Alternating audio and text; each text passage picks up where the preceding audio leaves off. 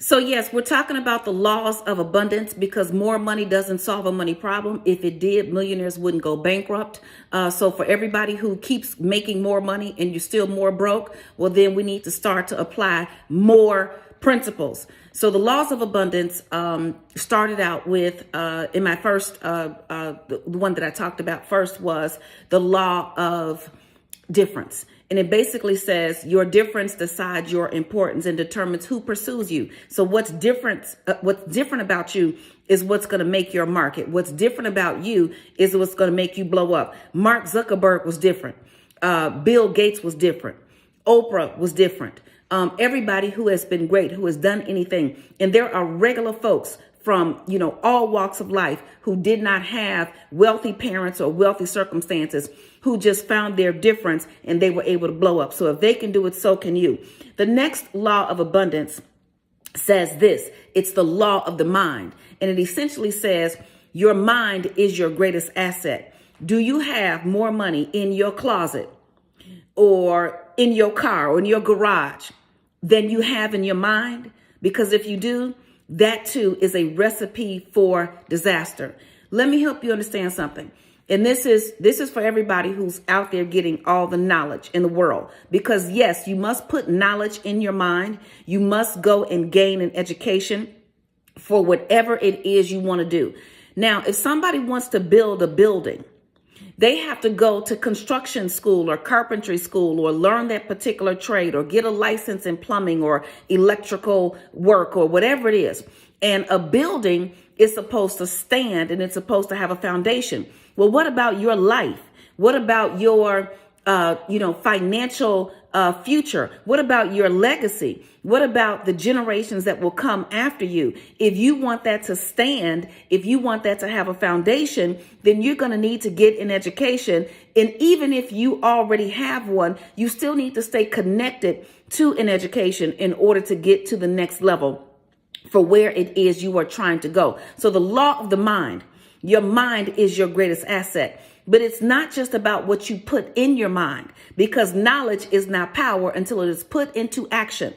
You've got to get the knowledge, and then you don't want to overthink, because overthinking is a waste of time. Overthinking is a waste of energy. Overthinking will have you running around in circles year after year, decade after decade, thinking about what you're going to do. At some point, you got to go back to the law of difference, and you got to be you, and you just got to do you. You've got to make a decision. So the law of the mind, it's about getting knowledge. It is also about putting that knowledge into action. But let me tell you the greatest thing that the law of the mind, if you embrace it, the greatest thing that it can do for you, it can help guide your decisions. Does your mind tell you that every time something bad happens that you are a victim? Does your mind tell you that every time somebody does the wrong thing that you can't trust anybody? Does your mind limit you, or does your mind allow you to expand? Well, I am telling you that the law of the mind, it being your greatest asset, it can also be your worst enemy. There's a book called The Battlefield of the Mind by Joyce Meyer. And let me tell you something. I have been in that state where my thinking, it wasn't the information that I had. It was how I thought about the information that either propelled me forward or moved me backwards. Now, one of the things that I realized as a young girl that I always did, and I was talking to my father the other day and I was sharing this with him, is that I was around many different personalities, many different levels of, genius, and even mental illness growing up. I saw lots of different things in the projects. And what I always did is I likened myself to a chameleon. I would modify my behavior to emulate those things that were positive. And then the things that I saw that were negative, I was like, hey, I'm not going to do that. So the law of the mind told me that even when things didn't look like they were going to work out, or even when I did not measure up, my mind was open enough to adjust, right? Do you have a closed mind, or do you have an open mind? Every time somebody comes to you with a new idea, do you shut it down, or do you actually stop and think about it and pray and say, hey, maybe this is possible. Let me tell you something. I have a lot of people who I know grew up with, family members, friends, colleagues, college friends, and they talk about they smart. And I always say this, if you're making dumb decisions, you need to check how smart you are. I was one of those people, straight A student, always getting A's, always excelling in my classes. Let me help you understand something. If you were a straight A student as a kid and in high school, that has nothing to do with your future success. Because lots of times when you are measured by how academically smart you are, it doesn't necessarily set you up for common sense. It doesn't set you up to be open because you're thinking, hey, I've always done it this way. So guess what? I must be doing it right. And so here I was, smart, or so they say, in making all the wrong decisions.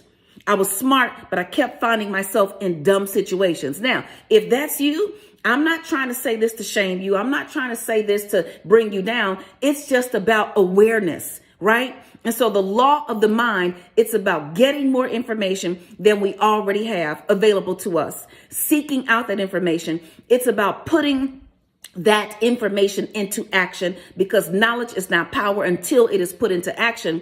And then it is about making a decision what you're going to do with the information and how you perceive the information.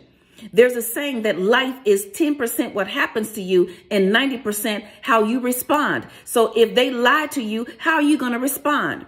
If they stole from you, how are you going to respond? If they cheated on you or around you, how are you going to respond?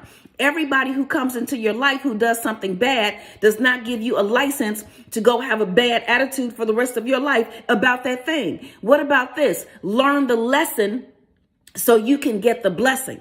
Because when you learn the lesson and then you decide that what happened to you can be a blessing, because now you know what not to do, you know who not to do it with, you know what to watch for, you know what questions to ask. Do not make yourself a victim. That also is a mind issue. All right. Call yourself the victor that you are. Call yourself the success that you're going to be. Speak those things that are not as though they were. And as I often say, speak what you seek until you see what you say. Act the way you want to be, and sooner or later you will be the way you act. Now, I'm not saying fake it, but I am saying if you want to be great, act great. Even if your circumstances say you're not great, act like you're great. Before I became a national speaker and all this stuff, I talked the talk. Okay, I talked it. Now, I told the honest, part of the talk. I'm not going to tell you that I'm a millionaire if I'm not. I'm not going to tell you that I understand how to get a home if I don't. I'm not going to tell you how to overcome credit issues if I don't know how to do that. But what I can do is walk in that power and say, we will have good credit. We will become millionaires. We will have wealth and abundance and prosperity and joy and harmony for our children and our children's children and our mamas and daddies and grandmamas in our communities. Yes, we will. Will you? You see, the law of the mind, it's what's going to dictate how you engage and interact with others. The law of the mind dictates your energy. Nobody wants to be around somebody who's always acting like a crab in a barrel, haters, naysayers, blockers, and crab barrel leg pullers. Nobody wants to be around that. So if you are trying to get to the next level, the law of abundance, this law says that the law of the mind is your greatest asset. Use it and treat your mind like the millionaire that you are or are going to be. Always go to AskLynn.org for more. Let's talk about real estate, real estate, real estate. Hi, I'm financial expert Lynn Mitchellson. You've seen me on Good Morning America, The Breakfast Club, and WVON. I'm so excited about sharing with you the Home Buyers Club. It's time for you to get the home of your dreams. No credit, no problem. Low credit, no problem. No down payment, no problem. I am excited about you getting a piece of the American dream. Join the Home Buyers Club today. Let's talk about real estate, real estate, real estate. Hi, I'm financial expert Lynn Mitchellson. You've seen me on Good Morning America, The Breakfast Club, and KBLA Talk. I'm so excited about sharing with you the Home Buyers Club. It's time for you to get the home of your dreams. No credit, no problem. Low credit, no problem. No down payment, no problem. I am excited about you getting a piece of the American dream. Join the Home Buyers Club today. Give yourself the gift of wealth with no limits. Lynn Richardson and New Wealth University is giving 50% off on the Platinum Wealth Ambassador Program. The Platinum Wealth Ambassador Program will give you 2 full years of unlimited access to all of Lynn's online classes, books, boot camps, master classes, and webinars. So, give yourself the gift of wealth with no limits with 50% off on the Platinum Wealth Ambassador Program, available on lynnrichardson.com.